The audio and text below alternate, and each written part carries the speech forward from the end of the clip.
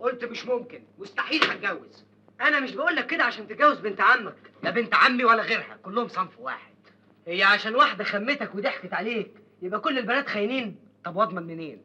تقفل عليه زي ما عمك بيقفل على بناته يا شغلانه. يقفل ايه يقفل؟ مش دي المشكله. المشكله عشان تتجوز لازم تبقى عارف اللي هتتجوزها، اخلاقها، طباعها، شكلها، مش زي شروه البطيخ اللي عمك عايز يشيلها لنا. كل ده مش مهم عندي، المهم عندي الفلوس، الفكه انا حاسبها.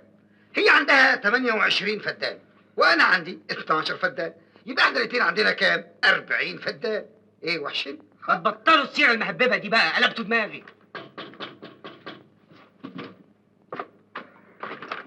عمي